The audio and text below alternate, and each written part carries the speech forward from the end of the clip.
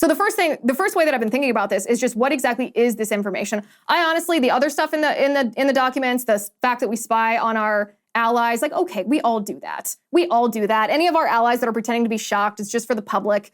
It's just a PR campaign. We all spy on each other. Get over it. Who cares? That's just the way of the world. Whatever. This information about Ukraine is really critical. So I care primarily about that. I care primarily about what the government has done wrong. The government, the bar for wrongdoing in my mind, when it's an individual citizen doing something wrong versus the government doing something wrong, I care a lot more about when the government does something wrong than when an individual does something wrong, because the government holds the power in this situation. The government doing something wrong harms not just one person, but harms an entire society, a society that's supposed to be made up of in our case, it's supposed to be a representative constitutional republic and made up of laws and not people. So I care more about when a government does something wrong than when an individual does something wrong. So then we have the fact that this guy did do something wrong. How do we think about that? How do I think about that? And this is where I've got to tell you, I've changed the way that I view this. I changed the way that I view leakers. This is going to be very contradictory for the true fans here who've been listening to me for years. This is going to be very contradictory of my view on Edward Snowden, what I said about Edward Snowden at the time, and maybe my views changed even on Edward Snowden. We'll have to talk about that a different day. But I used to think when somebody from within the federal government with access to classified documents, or someone in the military with access to classified documents, leaked those documents, became a whistleblower to a media organization, I used to be appalled. I used to think, how could you possibly leak that information that our enemies are going to gobble up, especially when it puts the strategic advantage or even potentially the lives of American military service members at risk?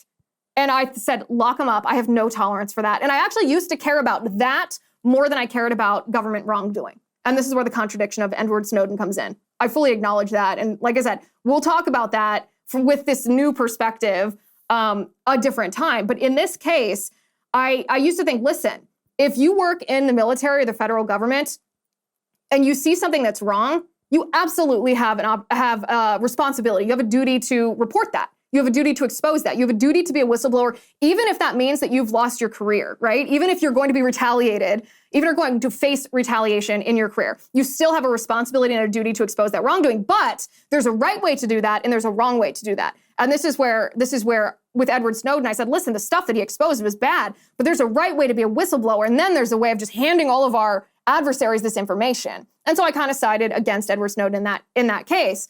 Now, would I think the same way? I don't know. But now I don't have the same confidence that there is another recourse besides going to the media. I don't trust the United States Congress. That's what I used to think. I mean, there's like intelligence committees in both the House and the Senate that are specifically designed for whistleblowers within the military and within all of the intel agencies. When they see something wrong that's classified, they go to the House Intelligence Committee or the Senate Intelligence Committee, and they report that. There are staffers hired specifically to deal with reports. That's part of the oversight function of Congress. And I used to think, why, when you have this apparatus, especially when we have whistleblower protection laws as well, when you have this apparatus that's intended to facilitate whistleblowing, and you have laws that in place that would protect whistleblowers, how dare you go to the media? How dare you publicly expose this? Especially when it's the actual documents and not just a story that you're reporting. But I've lost faith in that system. I don't trust our Intel Committee. I mean, who used to be the chair of the Intel Committee? Adam Schiff? Give me a break. What happens when you have Democrats that populate these Intel committees is you have people like Alexander Vindman. Remember Alexander Vindman? He was this, it's Colonel guy. Remember when he was sitting before Congress? He's the guy who invented the Ukraine whistleblower stuff. It was his disagreement with President Trump over policy in Ukraine that caused him to essentially instigate this report that Trump had done something unethical in that phone call with Donald Trump.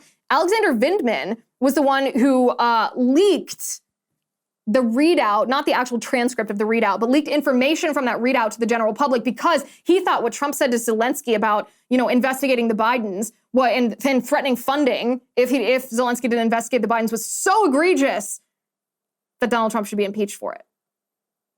These are the people, the Intel Committee, Adam Schiff, pretended that he didn't know who Alexander Vindman was and who these different whistleblowers are. We don't know the name. We don't know who was behind this. We don't know who leaked, yada, yada, yada. They're liars. They're partisans. They're hacks. That system has broken down. I wish it worked, because if it worked, then it would be the best of both worlds. We could have oversight by Congress. We could have people within the military and the intel communities that were exposing wrongdoing. We could protect this information, and we could have recourse when the government abuses its power. And then the whistleblowers could be protected by laws. This would be utopian and ideal. I wish that were the case.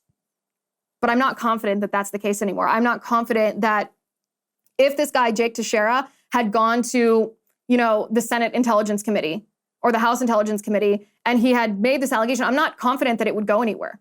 I'm not confident that we would ever have any idea what was at stake here, that we as the American people, we're the people that stand to lose in the war in a potential war with Russia, right? We're the ones that stand to lose our lives, maybe the lives of our family members. We're the ones that stand to lose the world order if we end up giving away so much of our military power and our money to Ukraine that it destabilizes the dollar, and all these other countries turn away from the dollar, which causes the United States to lose our power around the world, because our power isn't really military power, it's economic power. Like, it's convoluted, it's complicated, it's so dangerous what's happening in Ukraine. And I'm not confident that you and I, who stand to lose everything if the Biden administration continues what they're doing in Ukraine, would have ever heard about it, or that the problems would have been corrected, and those who had lied and committed wrongdoing would have been held accountable. And so that's why I waited 4 or 5 days to think about this, because I thought, well, listen, I'm not a fan of the idea of this guy just posting this on Discord and it going viral on Twitter. I don't like that idea. It doesn't sit right to think, okay, well, if you have access to the nation's highest classified secrets, that you're going to be cavalier with them just because you disagree with something or just because you see something wrong. That's not the way it should work. But when the way it should work has broken down, what are you going to do? Is your alternative just not to report it, not to say anything, and to let that wrongdoing happen? And it seems to me that this is the situation that we're facing now. And so it becomes a matter, going back to my comparison, when an individual person, an individual citizen does something wrong, that's bad. I don't like that. I don't support that. They should perhaps be held accountable for it. But when the government does something bad, when the government lies to the people that they're supposed to represent and protect, when the government tries to cover up their wrongdoing by using the power of government to silence that citizen, I care a lot more about the wrongdoing of the government.